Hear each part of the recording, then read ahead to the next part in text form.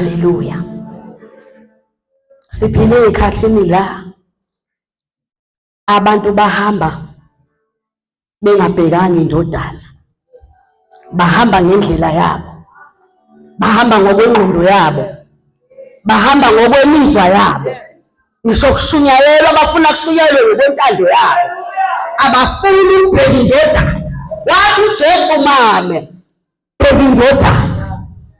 Siphile ezinsukwini labantu, haleluya, bengafuni ukwenza intando kaNkulunkulu, bafuna ukwenza ngendlela yabo, haleluya.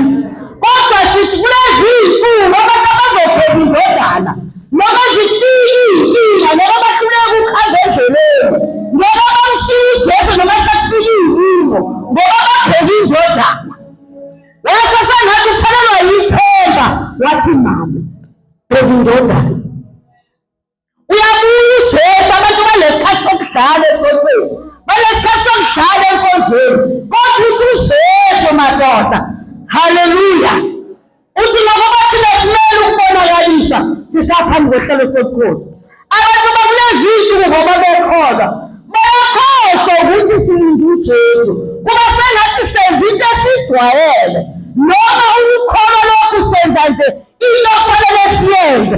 Kodwa manje ngelinye ilanga uyabuya uJesu, silindele ukuya ezulwini, lithele ilizwi kuyobheka ukuthi yini oyenzile usesemhlabeni. Kulezi zinsuku bekudingeka abantu abazobheka indodana. Kulezi zinsuku bekudingeka abantu abazokholwa sengathi uyambona ongabonayo, ngoba abantu badlala ngesikhathi, bashumayelile, bafakazile, kodwa bayibhekani indodana. Bahamba ngokwemizwa yabo, ngisho bekushunyayelwa bathi abezwa kahle, abanye baphuma bathithele ngoba bayibhekani indodana. Kodwa kulezi zinsuku abantu abazobheka indodana noma babayinkinga endleleni, noma umsebenzi ngokubheka indodana. Uyambona umzalwane uma ebheka indodana ukuthi lo ubheka indodana. Ukukholwa kuyamshintsha umuntu, noma ngabe ukhaba bengenile ongakholwa, ma esafika kuJesu esabheka indodana, impilo yomuntu iyashintsha. Kodwa sihamba nabantu noma sebafikile kuJesu, impilo yabo ayishintshi.